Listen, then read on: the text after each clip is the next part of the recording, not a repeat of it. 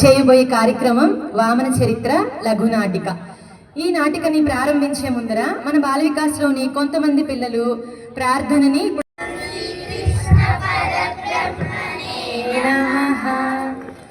శుక్లాంబరధరం విష్ణుం శశివర్ణం చతుర్భుజం ప్రసన్నవదనం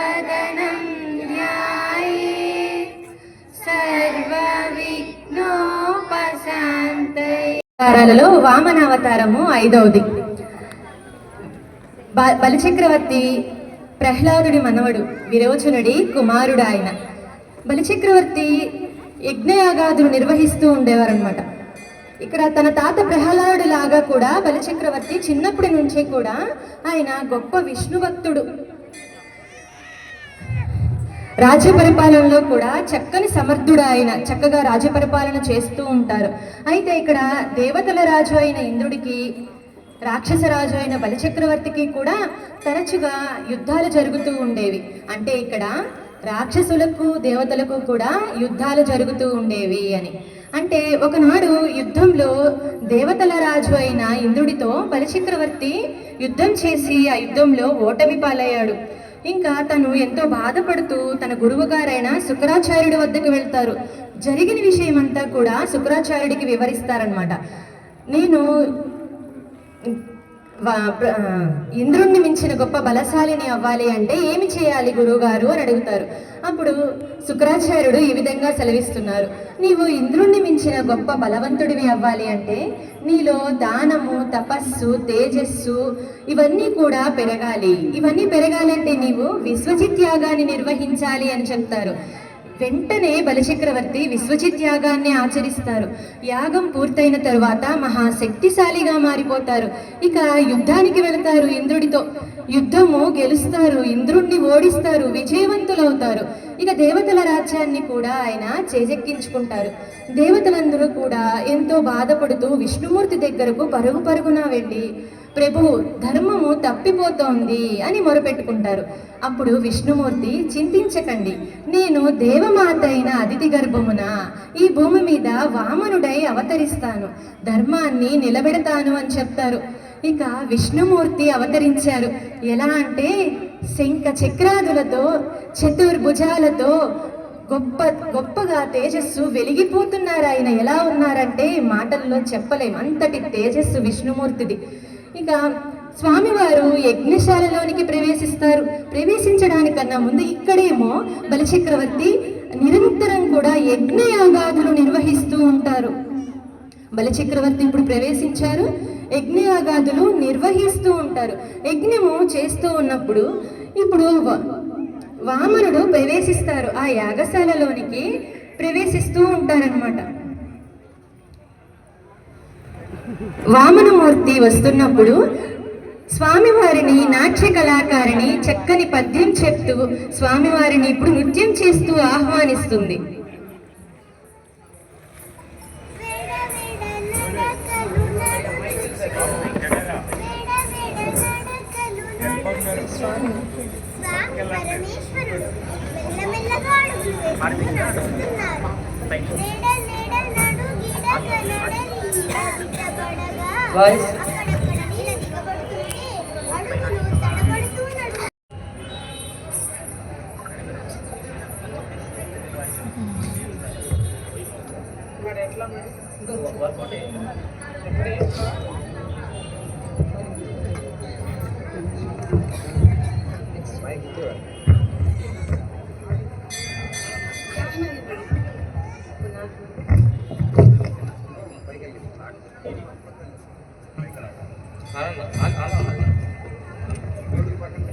స్వామివారు యజ్ఞశాలలోనికి ప్రవేశించినప్పుడు స్వామివారి నడకల చేత భూమి కదిలిపోతోందని చెప్పారు ఇప్పుడు నర్తకి.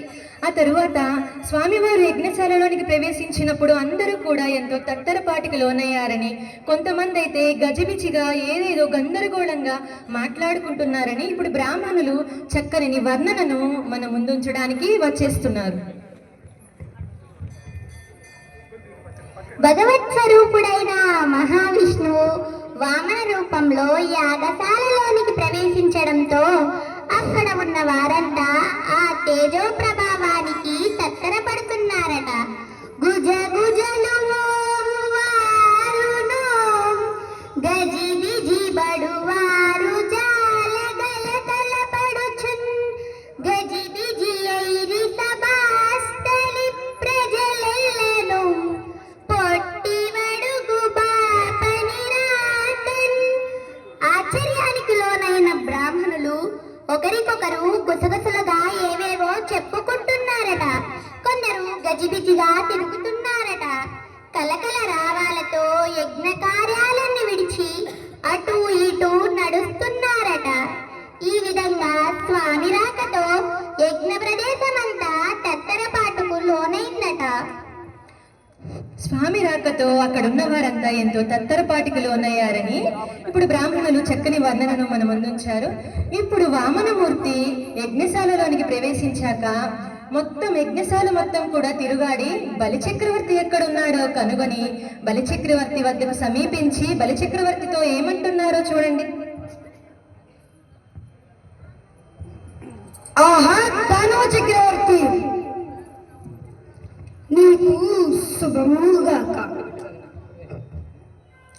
స్వస్తి జగత్రయీ భువన శాసనకర్తకు అసమాత్ర విధ్వస్త నిలింపవర్తకు ఉదార పద వ్యవహర్తకు మునీంద్రస్తుత మంగళాద్వర విధాన విహర్తకు నిజరీగల స్వస్థ సువర్ణ సూత్ర విహర్తకు దానవలోకవర్తకు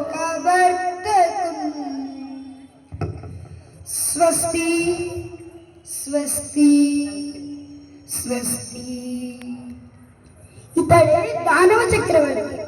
నేను చేయదలిచిన దేవతా యజ్ఞమునకు సహాయం అర్చించుటకై ఎంతో ప్రయాసపడి ఇక్కడికి వచ్చాను. వామనుడు బలిచక్రవర్తితో మాట్లాడిన మొట్టమొదటి మాట స్వస్తి. ఇక్కడ స్వస్తి అని రెండు విధాలైన అర్థాలు వచ్చే విధంగా చెప్తారనమాట. మొట్టమొదటిగా దేవతలందరికీ కూడా శుభం కలగాలనే ఉద్దేశంతో స్వామివారు స్వస్తి అని పలికారు. తరువాత స్వస్తి అని ఎందుకు పలికారంటే, సాధారణంగా మనం స్వస్తి అని ఎప్పుడు చెప్పుకుంటాము? ఏదైనా కార్యక్రమం ముగించాల్సి వచ్చినప్పుడు స్వస్తి అని చెప్పుకుంటాం. అంటే అప్పుడు శాంతి మంత్రం చెప్పి స్వస్తి అంటాం కదా. అదే విధంగా ఇక్కడ వామనమూర్తి బలిచక్రవర్తికి ఈ రోజుతో నీ రాక్షస వంశానికి నేను ముగింపు పలకడానికి ఇక్కడికి వచ్చాను, నీకు ముక్తిని కలగజేయడానికి ఇక్కడికి వచ్చాను అని ఈ విధంగా స్వస్తి అని రెండు రకాలైన అర్థాలు వచ్చేటట్టుగా చెప్పారు. ఇప్పుడు బలిచక్రవర్తి బ్రాహ్మణ వటువుతో ఎవరివయ్యా నువ్వు, ఎక్కడి నుంచి వచ్చావు అని ఈ విధంగా మాట్లాడుతున్నారు.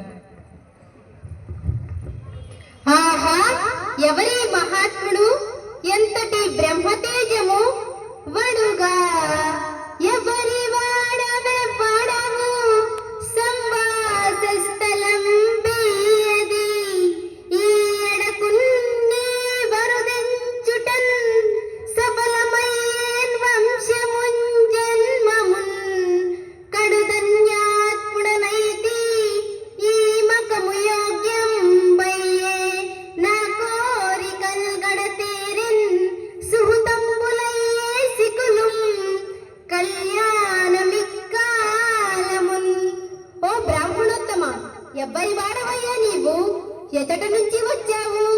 నీ రాకతో మా వంశము, నా జన్మము, నా యజ్ఞశాల, ఈ యజ్ఞశిఖలు సమస్తము ధన్యమైనవి కదా. మహాత్మా, ఈ ఆసనమును అలంకరింపుము. ఓ చిన్నివడుగా, ఇంతటి గొప్ప తేజస్సుతో వెలిగిపోతున్నావు. ఎవరివయ్యా నువ్వు, ఎక్కడి నుంచి వచ్చావు? నీ రాక వల్ల నా జన్మము, వంశము సమస్తము కూడా ధన్యమైనవి కదా.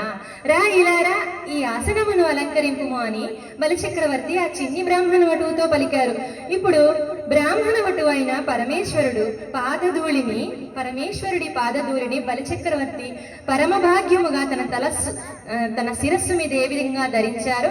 బ్రాహ్మణులు ఇప్పుడు మన ముందుకి ఈ ఘట్టంతో వస్తున్నారు. ఆహాహా, చూడవయ్యా చూడు, నారాయణుని పాదపద్మముల నుంచి ఉద్భవించిన గంగాజల వాహిని పరమశివుడు తన తల మీద ధరించిన రీతిగా వామనమూర్తి పాదధూళిని బలిచక్రవర్తి మహాభాగ్యముగా తన శిరసుపై ధరించినాడు. వటుని పాద శౌచవారి శిరంబున పరమ భద్రమనుచు బలి వహించే. ఏ జలము గిరీషు ఇందు దూటుడు దేవదేవులు ధ్వనించే ధృతి శిరమున. ఈ పరమ పావనమైన దృశ్యమును చూసిన మనమంతా ధన్యులము కదా. నారాయణుని పాదపద్మముల నుంచి కూడా నిరంతరం గంగాజల వాహిని ఉద్భవిస్తుంది. ఆ గంగాజల వాహినిని పరమశివుడు తన శిరస్సు మీద పరమభాగ్యముగా ధరించారు.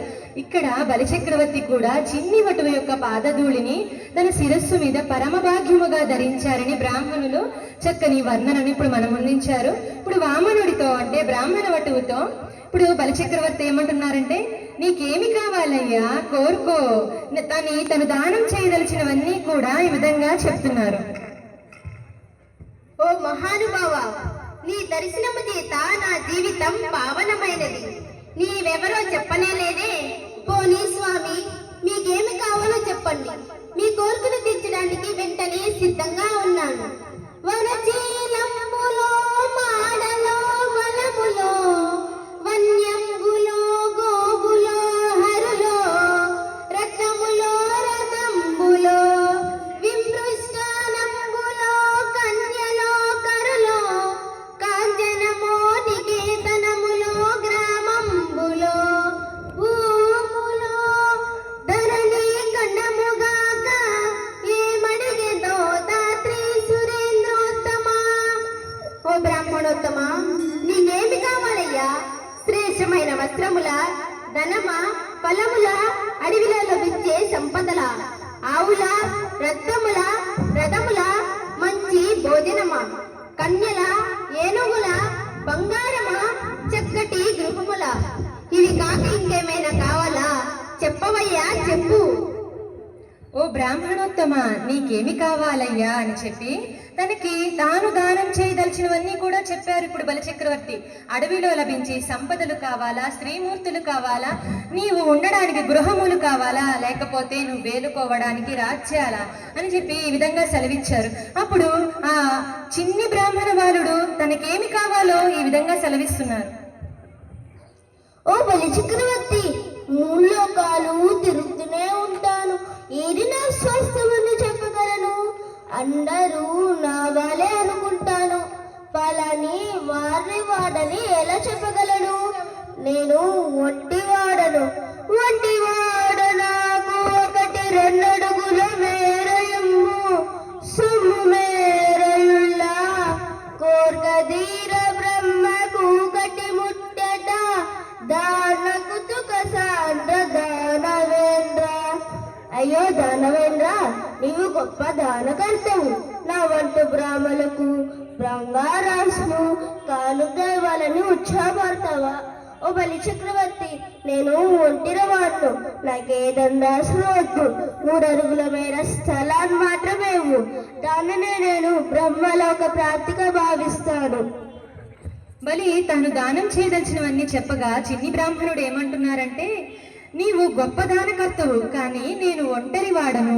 నీవు దానం చేయదలిచిన ఈ అఖండ భూభాగములు, స్త్రీలు నాకేమి వద్దు. నాకేం కావాలంటే 3 అడుగుల స్థలం ఉన్నదే, అది మాత్రమే కావాలి అని సెలవిచ్చారు. అప్పుడు బలిచక్రవర్తి, ఇంత చిన్న కోరికని కోరుతున్నావేంటయ్యా? నీవు దానం ఇచ్చే దాత యొక్క హృదయ విశాలతను తెలుసుకొని కదా దానం అడగాలి అని చెప్పి ఆ చిన్ని బ్రాహ్మణుడితో ఇలా చెప్తున్నారు.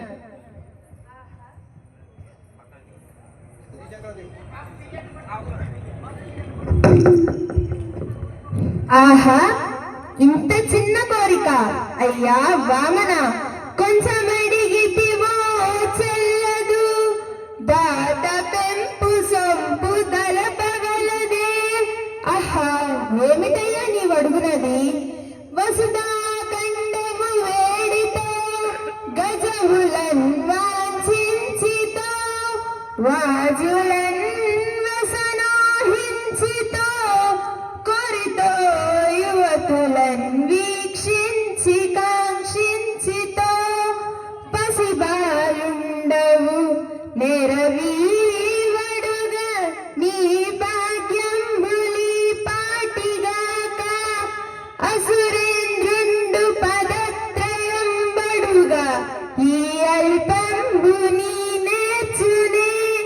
అయ్యా ఓ చిన్ని బ్రాహ్మణోత్తమ, అఖండ భూభాగములు అడగలేదే, ఏనుగులు గుర్రములు పరిచారికల వంటి ఉత్తమ భాగ్యములేవి అడగలేదు కదా.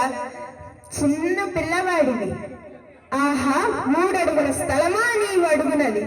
అంత అల్ప కోరిక ఇవ్వడానికా ఈ అసురేంద్రుడిక్కడున్నది? ఓ చిన్ని బ్రాహ్మణోత్తమ, దానమిచ్చే దాత యొక్క హృదయ విశాలతను తెలుసుకుని కదా నీవు దానం అడగాలి. నీవు ఎటువంటి భంగం కలగకుండా కూడా దానం అడగాలి. నేను ఇస్తానంటున్న అఖండ భూభాగములు, స్త్రీమూర్తులు ఇవన్నీ నీవు కోరుకోలేదేంటి? ఓహో, నీవు చిన్ని బాలుడవు కదా, అడగడం కూడా చేత కాలేదు కదా, అందుకనేనా 3 అడుగుల స్థలం కోరుకున్నావు. నా యందు దయించి నీవు ఇంకొక కోరిక కోరుకోమని చెప్తున్నారు. దానికన్నా ముందర వామనుడు ఈ విధంగా సెలవిస్తున్నారు.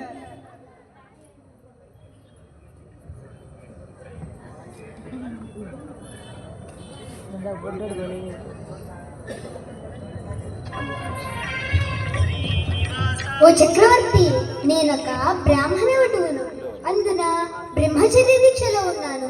నా అవసరములు కూడా చాలా అల్పమైనవి. గొడుగో జనిదమో కమండలువో నాకు ముంజియో దండము, వడుగేనెక్కడ భూములెక్కడ, కరుల్వామాక్షుల స్వంబులెక్కడ, నిత్యోచిత కర్మమెక్కడ, మదాకాంక్షామితంబైన 3 అడుగుల మేరయా, త్రోవకిచ్చుటది బ్రహ్మాండంబున పాలికిన్. ఓ బలి చక్రవర్తి, గొడుగో యజ్ఞోపవీతము, కమండలము, ముళత్రాడో జపదండము ఇటువంటివి కోరుకుని నేనెక్కడా? నువ్విస్తానంటున్నా ఏనుగులు గుర్రములు భూములు స్త్రీమూర్తులు వంటి ఘన సత్కారములు ఎక్కడా? నా నిత్య దీక్షలకు అవసరం లేనివి కదా నీవు ఇస్తానంటున్నవి. అవన్నీ నాకెందుకు? నేను అడిగిన 3 అడుగుల స్థలం ఉన్నదే, దాన్ని కాదనకుండా ఇయ్యగలిగితే అదే బ్రహ్మాండంబున పాలికిన్. ఓ దానవ చక్రవర్తి, నేను చిన్ని బ్రాహ్మణ వటువునే, కాదనడం లేదు. కానీ నేను బ్రహ్మచర్య దీక్షలో ఉన్నానయ్యా. నా అవసరములు చాలా అల్పమైనవి. నాకు కావలసినవి నా నిత్య దీక్షలకు అవసరమైనవి. గొడుగో యజ్ఞోపవీతమో కమండలమో మొలత్రాడో జపదండమో ఇవి నా నిత్య అవసరాలు. కాబట్టి నీవు నా అవసరానికి మించినవి ఇస్తానంటున్నావు. అసలు అవి నాకు అవసరం కూడా లేదు, నీవు ఇస్తానంటున్నవి అని చెప్పి ఈ విధంగా సెలవిచ్చారు. అప్పుడు బలిచక్రవర్తి స్వామి వారితో ఇలా అంటున్నారు. స్వామి, బ్రహ్మస్వరూపుడవు, నీవడిగిన 3 అడుగుల స్థలం ఇవ్వడానికి నాకెట్టి కష్టమూ లేదు. కానీ ఇంత చిన్న కానుక నేను ఇస్తున్నాననే భావన నన్ను బాధిస్తున్నది. నా యందు దయతో దానికి తోడుగా మరొక్కటి అడగండి స్వామి. ఇప్పుడు బలిచక్రవర్తి ఏమంటున్నారంటే స్వామి వారితో, నేను ఇంత చిన్న కోరికను నీవు కోరుకున్నావేంటి, ఎంతో బాధపడుతున్నాను, అందుకని నీవు మరొక కోరికను కోరుకోవయ్యా అని చెప్పి ఆ చిన్ని బ్రాహ్మణుని అడిగారనమాట. అప్పుడు ఆ చిన్ని వామన వటువు ఈ విధంగా సెలవిస్తున్నారు. ఆహా బలి సార్వభౌమ, నీ వంటి మాట తప్పని వారు నీతివంతులైన దాతలు లభించినా కూడా బ్రాహ్మణులు బ్రహ్మనిష్ఠులైన వారు. ఎలా ప్రవర్తించాలో వారి మాటల్లోనే వినవయ్యా. ఇప్పుడు బ్రాహ్మణులు జ్ఞాని ఎలా ఉండాలో, దానం ఎలా అడగాలో ఇలా చెప్తున్నారు. వ్యాప్తిం వందక వగవక ప్రాప్తం బగులేతమైన 10,000 తృప్తిం ఎండని మనుజుడు సప్తద్వీపములనైన చెక్కంబడునే.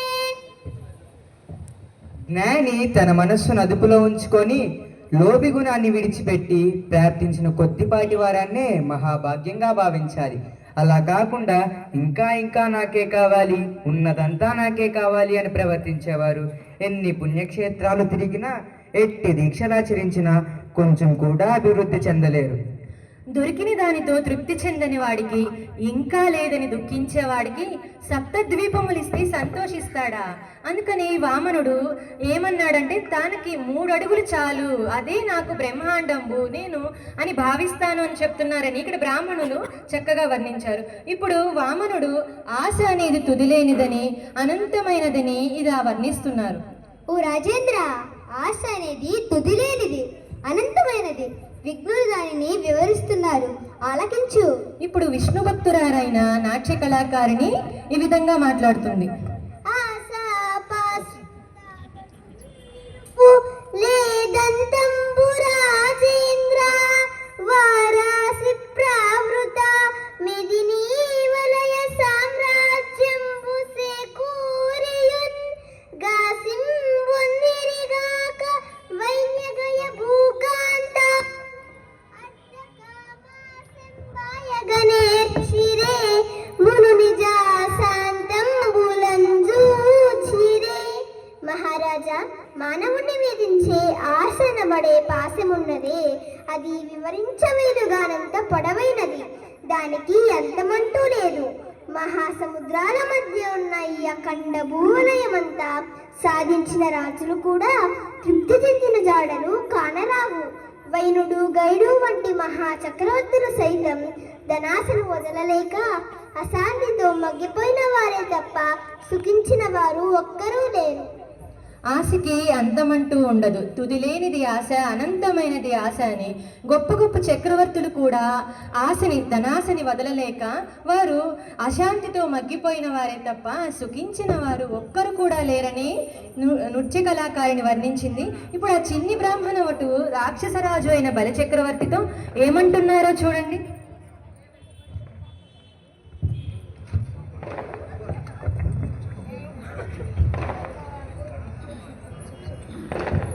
ఓ బలి, ఇదేమిటో ఈ బ్రాహ్మణుడు ఇలాంటి కోరికలు అడుగుతున్నాడని దిగులు చెందుతున్నావా? ఇది ఏమి వేడి తినని నీ మదివగవక దారవూయుమా సత్యము పెంపుదావగా గోరిన అర్థం బిగి ఇచ్చట ముజ్జగంబులిచ్చట మాకున్. ఓ చక్రవర్తి, ఇదేమి కోరిక అని చింతించకుండా దానమివ్వవయ్యా. నిర్మల చిత్తంతో దానమివ్వు. ఈ జగతిలో సత్యం వర్ధిల్లేందుకోసమే నేను 3 అడుగులు కోరాను. నాకు ఈ 3 అడుగులు ఇచ్చుట ముల్లోకములు ఇచ్చిన దానితో సరి సమానం. ఇదేమిటి, ఈ చిన్ని బ్రాహ్మణుడు ఇలాంటి కోరికలు కోరుతున్నాడని నీవు చింతించకుండా నిర్మల చిత్తంతో దానమివ్వు. నీవు ఈ 3 అడుగులు ఇస్తే ముల్లోకాలు ఇచ్చిన దానితో సరి సమానమని చెప్తున్నారు. అప్పుడు బలిచక్రవర్తి ఇలా అంటున్నారు.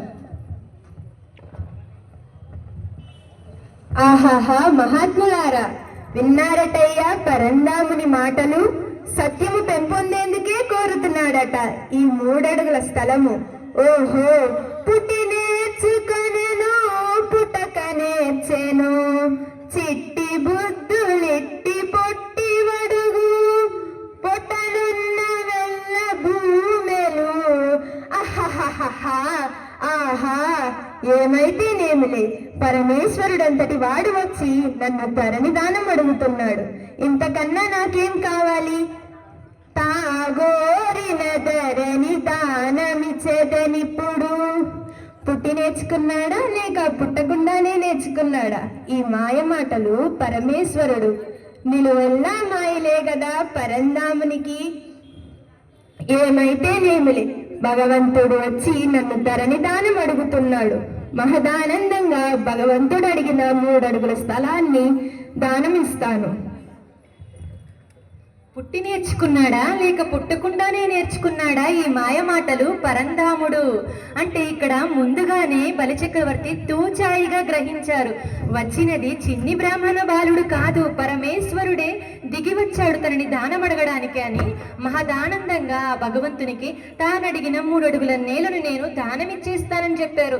ఇప్పుడు వస్తున్నారండి శుక్రాచార్యుడు పరుగు పరుగున వచ్చి, నీవు దానమిచ్చేస్తున్నావా? వచ్చినది ఎవరో తెలుసా? నీవు ఆ చిన్ని బ్రాహ్మణుడు కాదు, వచ్చింది అసలు ఎందుకు వచ్చాడో తెలుసా అని ఈ విధంగా సెలవిస్తున్నారు. అయ్యో అయ్యో ధనుజేంద్ర, ఈతడు బ్రాహ్మణవటో కాడు, కశ్యప ప్రజాపతికి పుత్రుడై జన్మించిన రాక్షస హంతకుడు శ్రీహరి. ఇతనికి వరాలిస్తే నీ జాతికి వినాశనం తప్పదు. కులమున్ రాజ్యము తేజమున్ నిలుపు మీకుచుండు విశ్వంభరుండు అలతింబోడు త్రివిక్రమ స్ఫురణ వాడై నిండు బ్రహ్మ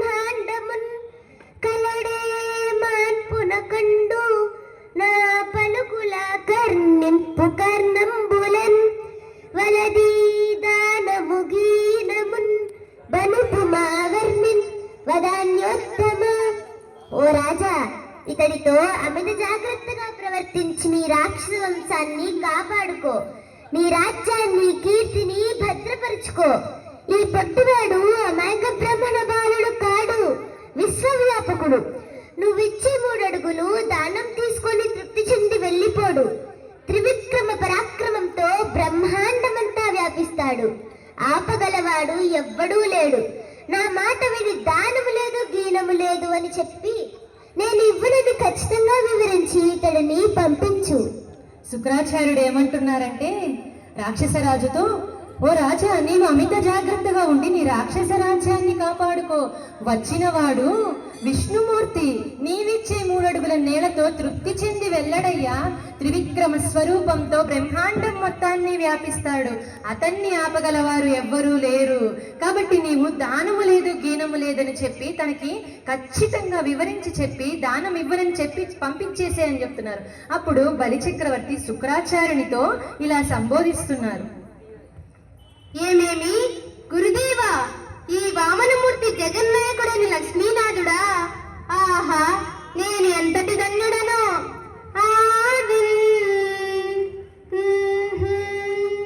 శ్రీ సతి కొప్పుపై శిరముపై సంశీయరోత్తంబుపై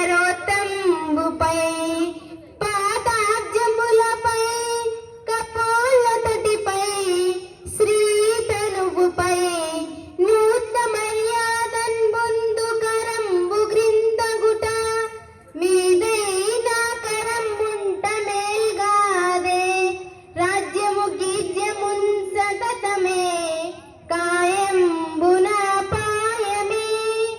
ఆహా, గురుదేవా శుక్రాచార్య, నన్ను అర్పిస్తున్న ఈ దివ్యహస్తము సాక్షాత్ లక్ష్మీదేవిని అలరించగలిగిన శ్రీహస్తమా? ఆహా, అటువంటి మహోన్నత అభయహస్తము నేడ క్రింద ఉండి నా చేయి పైనటమా? ఈ అదృష్టం ముందు నా రాజ్యం ఏ పాటిదయ్యా? ఈ రాజ్య సంపదలు, ఈ శరీరాలు, ఇవన్నీ ఎంతవరకు శాశ్వతాలు? ఇవన్నీ ఒక నాటికి నశించిపోయేవే కదా. అందరూ కూడా లక్ష్మీదేవి యొక్క కటాక్షం కోసం ఎదురు చూస్తూ ఉంటారు. కానీ ఆ లక్ష్మీదేవి మాత్రం స్వామివారి చూపు కోసం పరితపిస్తుంది. ఆయన తనని చూడాలని ఎంతో కోరుకుంటుంది. అటువంటి లక్ష్మీదేవి పరవశించిపోతుంది స్వామివారి యొక్క చేయి తన శరీరం మీద వేస్తే. కాబట్టి అటువంటి తల్లిని పరవశింపచేసేటటువంటి స్వామివారి నూతన మర్యాద పొందినటువంటి ఆ విష్ణుమూర్తి యొక్క చేయి క్రింద ఉండటమా, నా చేయి పైన ఉండటమా, నేను ఆయనకి ఇచ్చేవాడినా? ఇంతటి మహద్భాగ్యం ఇప్పటికైనా ఎవరికైనా దక్కిందా? లేదు కదా. అటువంటి స్వామి బ్రాహ్మణ వటువు రూపంలో వచ్చి నన్ను తరణి దానం అడుగుతున్నాడు. ఇవ్వద్దని అంటున్నారా? నేను దానము ఖచ్చితంగా ఇస్తాను అని చెప్పారు ఇక్కడ బలిచక్రవర్తి. ధనము పోయినా, శరీరము పోయినా సరే, రాజ్యము పోయినా, గీజము పోయినా నేను దానం ఇచ్చేస్తానని చెప్పారు. ఆ తర్వాత శుక్రాచార్యుడు ఈ విధంగా మాట్లాడుతున్నారు. ఓ బలి చక్రవర్తి, నా మాట విను. ఇప్పటిదాకా అఖండ సంపదలతో 14 భువనములను పాలించావు. కానీ ఈ దానముతో సమస్తమంతా పోగొట్టుకొని నిరుపేదవై అవమానపడతావు. రాక్షస కులద్రోహివై శిక్షణ అనుభవిస్తావు. ఓ బలచక్రవర్తి, నా మాట విని నీవు దానం ఇవ్వద్దు. నీవు ఈ దానం ఇస్తే ఇప్పటి వరకు ఏ సిరి సంపదలనైతే నీవు సంపాదించుకున్నావో అవన్నీ పోగొట్టుకుంటావు, కులద్రోహివైపోతావయ్యా అని చెప్పి దానం ఇవ్వద్దని చెప్తున్నారు. అప్పుడు బలి శుక్రాచార్యుడితో ఇలా అంటున్నారు.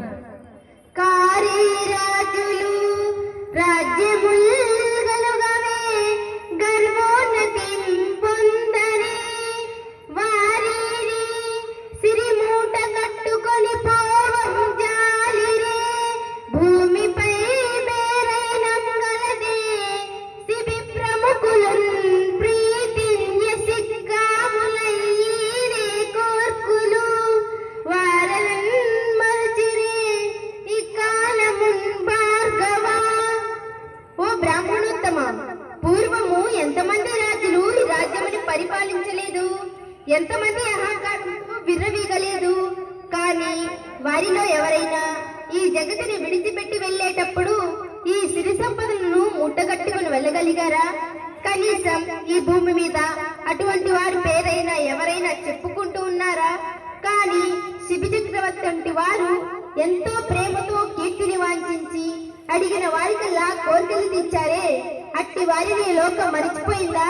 ఇప్పటి వరకు వారిని స్మరిస్తూనే ఉన్నది కదా.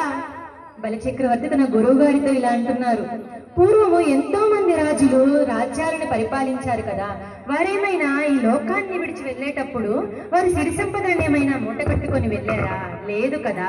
మరి శిబి చక్రవర్తి వంటి గొప్ప చక్రవర్తి కూడా అడిగిన వారికి లేదనకుండా దానం ఇచ్చారు, ఎంతో కీర్తిని వాంఛించారు. అటువంటి మహా చక్రవర్తులను కూడా మనం ఇప్పటికీ ఈనాటికి ఈ రోజుకి స్మరించుకుంటూనే ఉన్నాం కదా అని చెప్పి బలిచక్రవర్తి శుక్రాచార్యుడితో అన్నారు. అప్పుడు శుక్రాచార్యుడు బలితో ఏమంటున్నారో చూడండి. ఓ బలి చక్రవర్తి, నీకొక ధర్మ సూక్ష్మము చెబుతాను, శ్రద్ధగా విను. వారి చాక్షులందు వైవాహికములందు ప్రాణ విత్తమాన భంగమందు జగిత గోకులాగ్ర జన్మ రక్షణమందు బొంకవచ్చు నఘము అన్నదదిప. స్త్రీల విషయాలలోనూ వివాహ విషయాలలోనూ ప్రాణానికి ధనానికి గౌరవానికి భంగం కలిగిన సందర్భాలలోనూ భీతి చెందిన గోవులు భయపడిన బ్రాహ్మణులను రక్షించే విషయాలలోనూ అబద్ధం చెప్పటము దోషము కాదు. దాని వలన ఎటువంటి పాపము కూడా నిన్నంటదు. ఇక్కడ శుక్రాచార్యుడు ఏమంటున్నారంటే తన శిష్యుడితో అబద్ధము ఏ ఏ సందర్భాల్లో చెప్పచ్చో వర్ణిస్తున్నారు. స్త్రీలను రక్షించే విషయంలో అబద్ధం చెప్పచ్చు, ఇంకా వివాహ విషయంలో అబద్ధం చెప్పచ్చు అంటున్నారు. అంటే 100 అబద్ధాలు ఆడైనా ఒక వివాహం జరిపించండి అంటారు కదండి పెద్దలు, అందుకని వివాహ విషయంలో అబద్ధం చెప్పచ్చు అంటున్నారు. ఇంకా ప్రాణానికి ధనానికి గౌరవానికి భంగం కలిగిన సందర్భంలో కూడా అబద్ధం చెప్పచ్చు. ఇంకా భీతి నొందిన ఆవులు భయపడిన బ్రాహ్మణులను రక్షించే విషయంలో కూడా అబద్ధం చెప్పచ్చు. దీనివల్ల నీకు ఎటువంటి దోషము ఉండదు, ఏ పాపము కూడా నిన్నంటదు. నీవు అబద్ధం చెప్పు, దానం ఇవ్వనని చెప్పమంటున్నారు. అప్పుడు రాక్షసరాజు శుక్రాచార్యునితో ఈ విధంగా అంటున్నారు.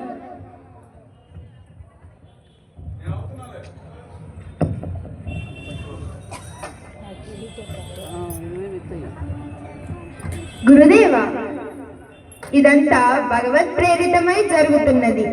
పంచభూతముల సాక్షిగా భగవంతునికి ప్రమాణం చేసి మళ్ళీ మాట తప్పమంటున్నారా? నన్ను క్షమించండి.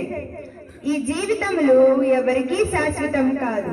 బ్రతికే 4 రోజులు అసత్య ప్రవర్తనతో బ్రతకటం హీనములకెల్లా హీనము.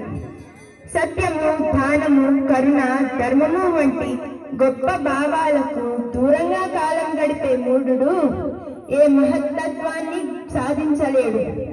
చెలియే మృత్యువు చుటమే ముడు సంసేమాతులే కింకరుల్ శిలలంజేసనే తన్ను బ్రహ్మ దృఢమే జీవంబునో చెల్లరే చలితం బహుట ఎరుంగ కింక పట సారంబు నిగ్గంబుగా ధనచున్మూడు సత్య దాన కరుణ ధర్మాతి నిర్ముక్తుడై.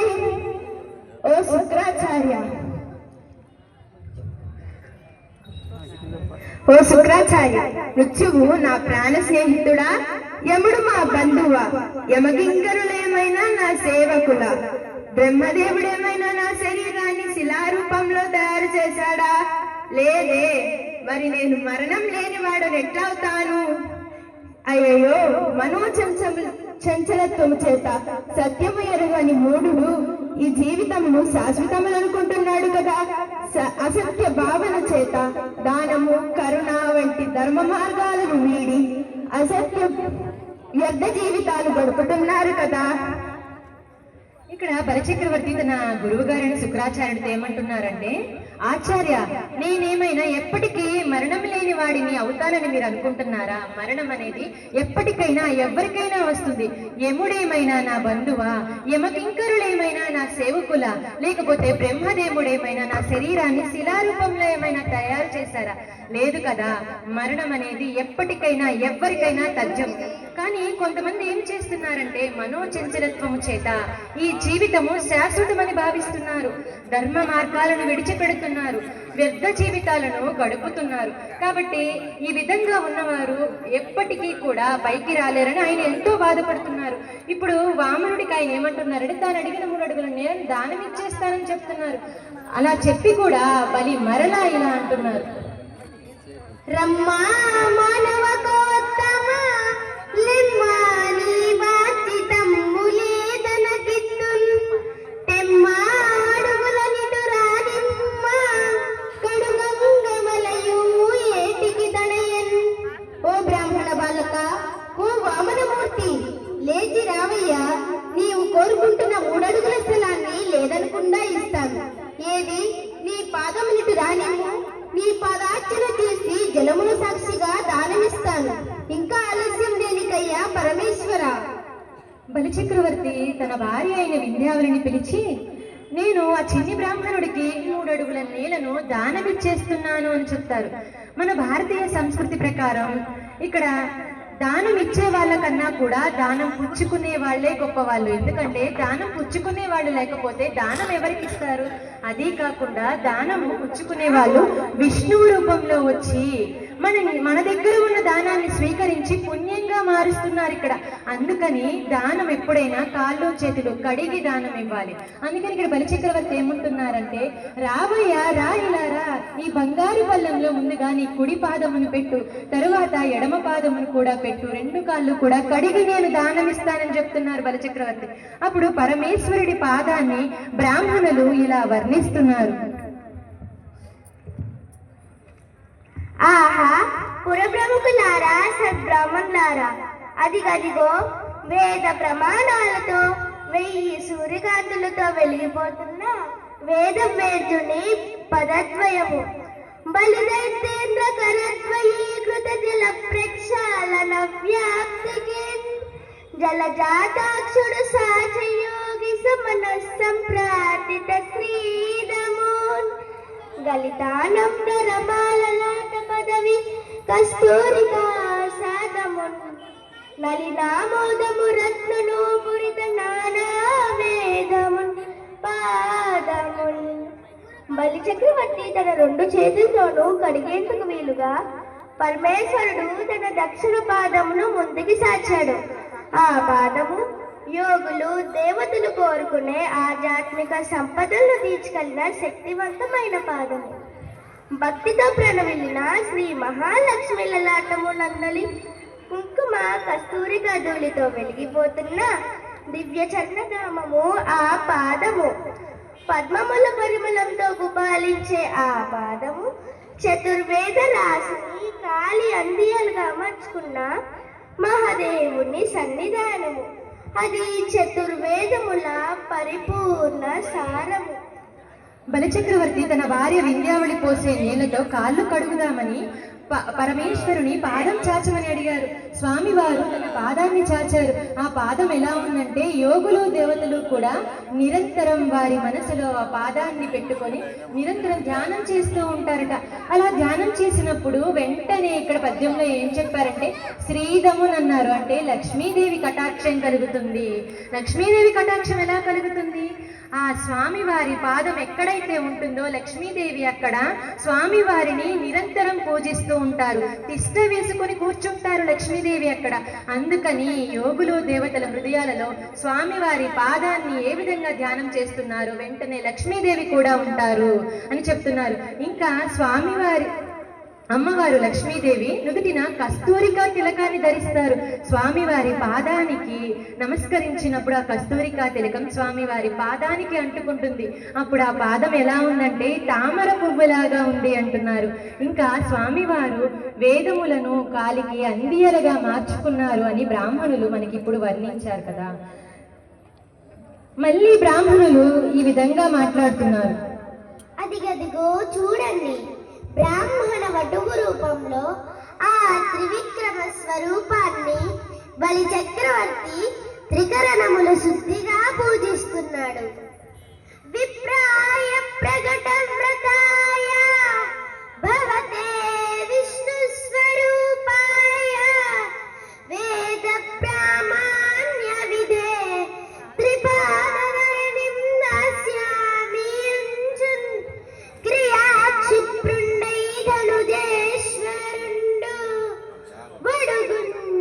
చేసాచి పూజించి బ్రహ్మ ప్రీతం మణిధారవాసే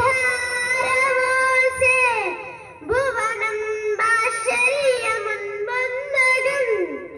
ప్రభు ప్రసిద్ధ వ్రత దీక్ష కలిగిన వాడు, విష్ణు స్వరూపుడవు, వేదముల తత్వమెరిగిన వాడు, సర్వజ్ఞుడవైన నీకు ఇదిగో 3 అడుగుల నేలను దానమిస్తున్నాను అంటూ పరమేశ్వర ప్రీతి కలుగునుగాక అని నీటిని ధారపోశాడు.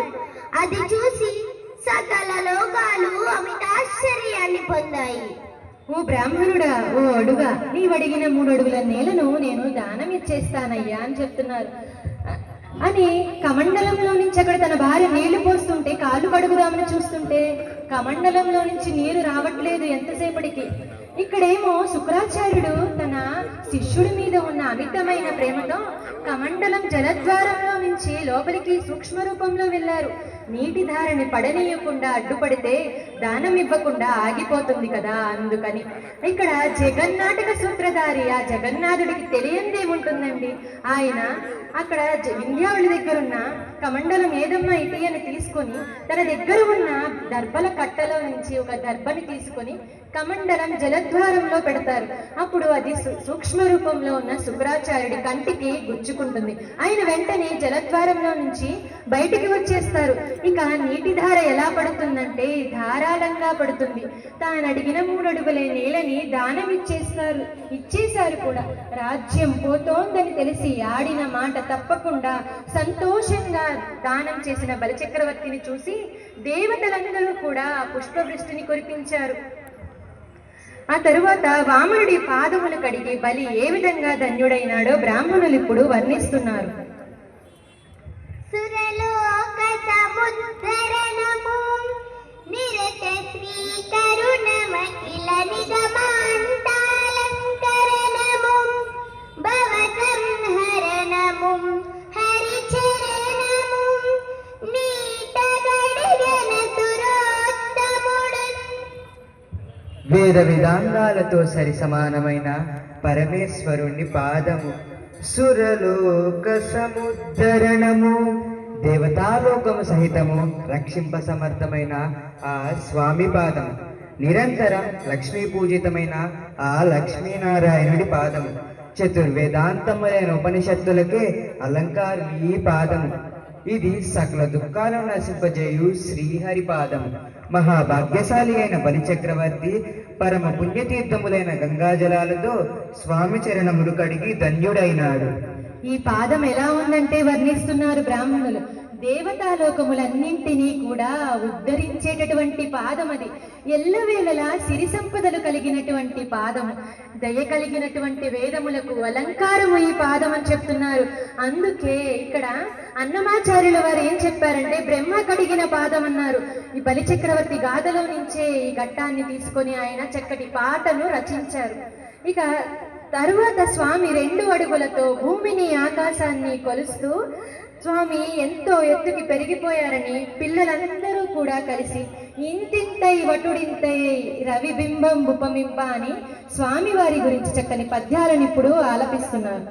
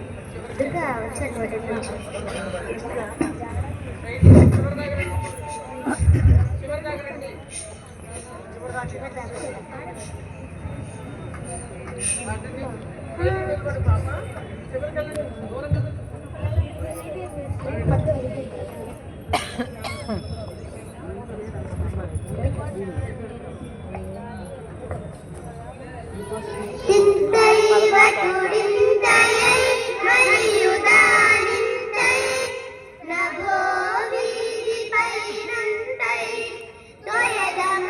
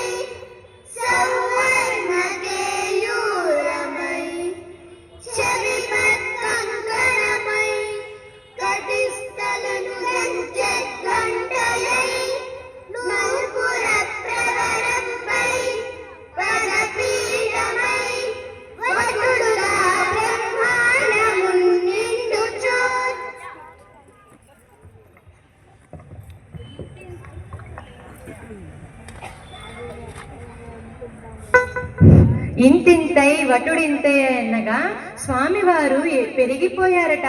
ఎలా అంటే త్రివిక్రమ స్వరూపాన్ని ధరించారు ఆయన. ఆకాశం అంత ఎత్తుకి పెరిగిపోయారు, మేఘమండలం అంత ఎత్తుకి పెరిగిపోయారు, సూర్యమండలం అంత ఎత్తుకి పెరిగిపోయారు, చంద్రమండలం అంత ఎత్తుకి పెరిగిపోయారు, నక్షత్ర మండలం అంత ఎత్తుకి పెరిగిపోయారు. బ్రహ్మ ఉండే స్థానాన్ని కూడా విస్తరించి ఎదిగిపోయారు ఆయన అని చక్కగా ఇటువంటి పద్యాన్ని చెప్పారు. ఆ తరువాత స్వామివారు పెరిగిపోయారు అని చెప్పడానికి పోతనామాచ్యుల వారు మరొక పద్యాన్ని చెప్పారు. రవిబింబం ఉపమింప భాత్రముగు ఛత్రంబై అంటే స్వామివారు భూమి మీద నిలబడినప్పుడు స్వామివారికి సూర్యబింబం గొడుగైందట, ఛత్రంబైంది. ఆ తరువాత చెవులికి పెట్టుకున్న కంకణమైంది, భుజకీర్తులైందట, భుజానికి పెట్టుకున్న భుజకీర్తులు, మెడలో హారమైంది, నడుముకి పెట్టుకున్న వడ్డానానికి గంటయింది, పాదానికి పెట్టుకున్న అందయింది, పదపీఠమైంది అని ఈ విధంగా స్వామివారి వర్ణనను ఎంతో ఎత్తుకు ఎదిగిపోయారని పోతనామాచ్యుల వారు చక్కని పద్యం ద్వారా ఇప్పుడు మన ముందుంచారు. తర్వాత స్వామివారు ఏమంటున్నారంటే, కీర్తి జ్ఞానము అనే సాత్విక సంపదను, రాజ్యము అనే రాజస సంపదను రెండింటినీ కూడా మొదటి 2 అడుగులతో అంతం చేసి ఇక 3వ అడుగునకు చోటు చూపమని బలిచక్రవర్తిని ప్రశ్నించారు. అప్పుడు బలిచక్రవర్తి ఏమంటున్నారంటే, నా దగ్గర నేను అనే అహంకారం తప్ప, అంటే ఇక్కడ నేను అనే అహంకారం అంటే తామసాహంకారం, నేను అనే తామసాహంకారం తప్ప నా వద్ద మరింకేదే లేదనే అర్థాన్ని తెలియచెప్తూ తన శిరోస్థలము 3వ అడుగునకు యోగ్యమని చెప్పి బలి సవినయంగా తనని తానే ఆ పరమాత్మునికి సమర్పించేసుకున్నారు. అంటే ఇక్కడ 3 ఏంటి? 3 ఏంటంటే సాత్విక, రాజస, తామస గుణాలు. ఈ 3ంటిని కూడా మనం ఎప్పుడైతే ఆ పరమాత్మకి సమర్పించుకుంటామో ఆ పరమేశ్వరుడి మనకి కళ్ళెదుట వస్తారు, అతని సాక్షాత్కారం మనకి కలుగుతుంది అని ఈ గాథని విన్న వారందరూ, చదివిన వారందరూ, ఇంకా కూడా ప్రదర్శించిన వారందరూ కూడా స్వామివారి కృపకు పాత్రులగుదురుగాక. ఇప్పుడు మన పిల్లలందరూ కూడా ఈ కార్యక్రమం అయితే ఇంతటితో ముగిసింది. పిల్లలందరూ కూడా మీ కరతాళ ధ్వనులే ఆశీస్సులుగా మేము భావిస్తున్నాము. పిల్లలందరికీ చక్కగా వీరందరూ కూడా శాంతి మంత్రం చెప్పి ఈ కార్యక్రమాన్ని ఇంతటితో ముగిస్తారు.